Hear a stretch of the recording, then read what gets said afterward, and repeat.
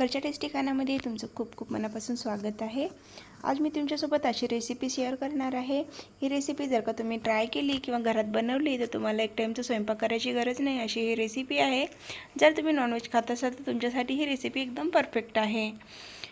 मी आज तुमच्यासोबत शेअर करणार आहे एग रोल रेसिपी। त्यासाठी बघा इथे मी एक बाउल घेतलेला आहे, त्यामध्ये 1 वाटी इतकं मैद्याचं पीठ घेतलेलं आहे, 1 वाटी गव्हाचं पीठ घेतलेलं आहे।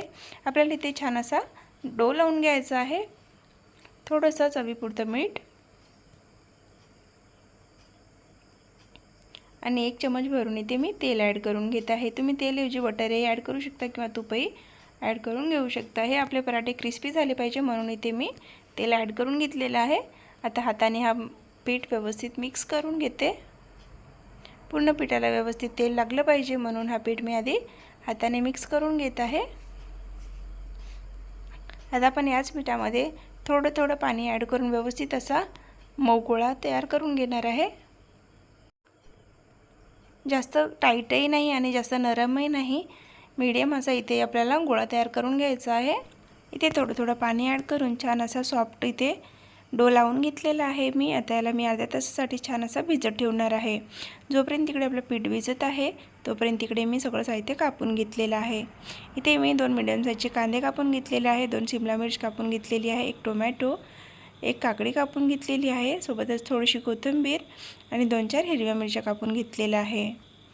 इकडे मी पॅन गरम करण्याकरिता ठेवलेलं होतं, त्यामध्ये 1 चमच इतकं तेल ॲड करून घेतलेलं आहे। तेल व्यवस्थित गरम झालं की त्यामध्ये आपण जे कापून घेतलेले व्हेजिटेबल्स आहे ते आपल्याला इथे ॲड करून घ्यायचं आहे। खूप वेळ आपल्याला इथे फ्राय करायचं नाही आहे, थोडंसं असं 2 मिनिटापर्यंत टॉस करून घ्यायचं आहे, 1 ते 2 मिनिटापर्यंत। मी इथे शिमला मिरची आणि कांदे ॲड करून घेतलेलं आहे, थोडंसं फिरवून घेते। इथे मी टमाटरसुद्धा ॲड करून घेतला आहे। आता यामध्ये मी जी हिरवी मिरची कापून घेतलेली आहे त्याच्यातली अर्धी इथे ॲड करून घेणार आहे आणि अर्धी ज्या वेळेला आपण रोल करणार त्यावेळेसाठी इथे अर्धी ठेवून घेणार आहे। आता परत एकदा फिरवून घेते, छान असं टॉस करून घेते। यामध्ये मी थोडंसं चवीपुरतं मीठ ॲड करून घेतलेलं आहे। ती क्लिप मी इथे विसरली आहे, पण तुम्ही आठवणीने ॲड करून घ्याल। इथे आपले व्हेजिटेबल्स रेडी झालेले आहेत। आता मी एका बाउलमध्ये काढून घेते। सोबतच आपल्या इकडे डोसुद्धा खूप छान असा मऊसूत इथे रेडी झालेला आहे। लगेच मी याच्या पोळ्या करून घेणार आहे।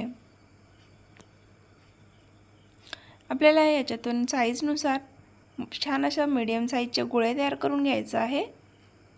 अशा प्रकारे इथे मी 6 गोळे तयार करून घेतले तेवढ्या पिठामध्ये आणि एक छान अशी पोळी लाटून घेणार आहे। जास्त पातळही नाही आणि जास्त जाडही नाही, अशी मीडियम पोळी लाटून घेणार आहे।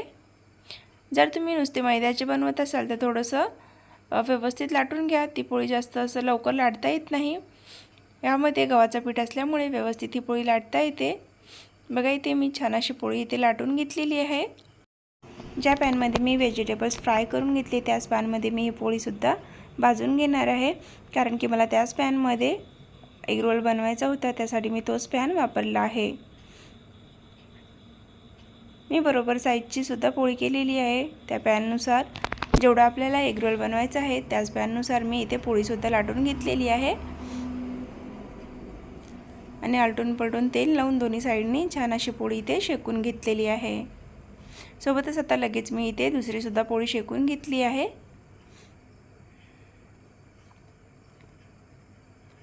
थोडंसं वरून तेल लावून घेतलं आहे मी पोळीला आणि आलटून पलटून दोन्ही साईडनी व्यवस्थित भाजून घेतलेलं आहे।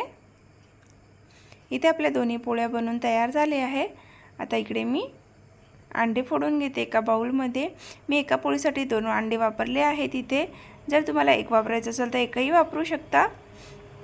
पोळीचा साईज छोटा मोठा असेल तर तुम्ही एकही अंडा वापरू शकता किंवा दोन्ही अंडे वापरू शकता। इथे मी एका पोळीसाठी 2 अंडे वापरलेले आहे, त्यामध्ये दुसरं कोणतंच काही वापरलेलं नाही आहे, फक्त चवीपुरतं अर्धा चमचपेक्षा थोडंसं कमी इथे मीठ घातलेलं आहे। हवं तर तुम्ही यामध्ये चवीसाठी म्हणून मिरची पावडर ॲड करू शकता। मी एक प्लेन करत आहे आणि एकामध्ये मी थोडंसं मिरची पावडरसुद्धा ॲड करणार आहे। एका पॅनमध्ये त्याच पॅनमध्ये मी अर्धा चमच इतकं तेल ॲड केलेलं होतं। त्या तेल व्यवस्थित गरम झालं आणि त्यामध्ये मी आपण फोडून घेतलेला अंडा ॲड करून घेतलेला आहे। अंडा एका साईडने व्यवस्थित शिजत आला की वरून अशी पोळी आपल्याला टाकून घ्यायची आहे। खालच्या बाजूने अंड्याला व्यवस्थित असं भाजू द्यायचं आहे। अंडा जोपर्यंत व्यवस्थित शिजत नाही तोपर्यंत आपल्याला पलटून घ्यायचं नाही आहे। जर का आपण अंड्याला पलटून घेतलं तर ते तुटण्याचे चान्सेस असतात, म्हणून अंड्याला पूर्णपणे शिजवून घ्यायचं आहे। इथे अंडा व्यवस्थित शिजत आलेला आहे। आता मी या पोळीला पलटवून घेते। जोपर्यंत मागच्या साईडने क्रिस्पी होत नाही, थोडीशी लालसर अशी पोळी होत नाही तोपर्यंत आपल्याला इथे व्यवस्थित भाजून घ्यायचं आहे। पोळी रेडी झालेली होती। मी अंड्याच्या पराठ्यासोबत ती काढून घेतलेली आहे। आता लगेच मी दुसरा अंडासुद्धा इथे टाकून घेतला आहे। यामध्ये मी थोडंसं चवीपुरतं मीठ आणि थोडंसं चवीपुरतं इथे मिरची पावडर ॲड करून घेतली आहे आणि त्याच्यावरून अशी मी पोळी ॲड करून घेतली आहे। आता दोन्ही साईडने व्यवस्थित खरपूस होईपर्यंत आपल्याला हे भाजून घ्यायचं आहे। इथे दुसरी पोळीसुद्धा इथे तयार झाली आहे। आता आपण याचं रोल करून घेऊ। बाकीचे सुद्धा मी अशा प्रकारेच बनवून घेतलेले आहे। इथे मी 2 पोळीचे तुम्हाला रोल बनवून दाखवणार आहे। अशा प्रकारे मी एका याच्यावर दोन्ही पराठे ठेवलेले आहेत। त्यावरून आपल्याला 1-1 चमच मेयोनीज ॲड करून घ्यायची आहे। 1 चमच मेयोनीज आणि 1 चमच टोमॅटो सॉस।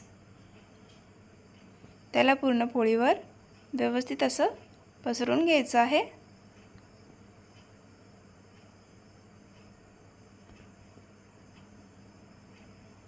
दोन्ही पोळीला सेम क्वांटिटीमध्ये लावून घ्यायचं आहे आपल्याला इथे। आता यावरून जे व्हेजिटेबल्स आपण फ्राय करून घेतलेले थोडंसं तेलामध्ये, तुम्ही तेलाऐवजी बटरमध्ये सुद्धा करू शकता। आता ते त्या पोळीवरून ॲड करून घेते। वरून थोडीशी बारीक कापून घेतलेली मी ते काकडीसुद्धा वापरली आहे। थोडंसं कोथिंबीर,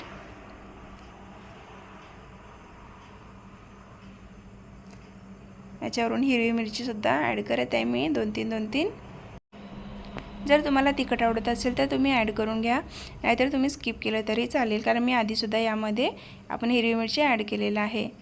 थोडंसं ब्लॅक पेपर पावडर आणि थोडंसं इथे चवीपुरतं मीठ ॲड करून घ्यायचं आहे। इथे आपण पूर्ण व्हेजिटेबल्स ॲड करून घेतलेलं आहे। मीठ, ब्लॅक पेपर पावडरसुद्धा ॲड केलेलं आहे। आता आपल्याला हा रोल बनवून घ्यायचा आहे। अशा प्रकारे आपल्याला या पोळीला असं फोल्ड करून घ्यायचं आहे बघा। असं व्यवस्थित टाईट दाबून जर रोल केलं तर मधले व्हेजिटेबल्स बाहेर निघत नाही। मी एक रोल बनवून घेतले, दुसराही तशाच प्रकारे बनवून घेणार आहे।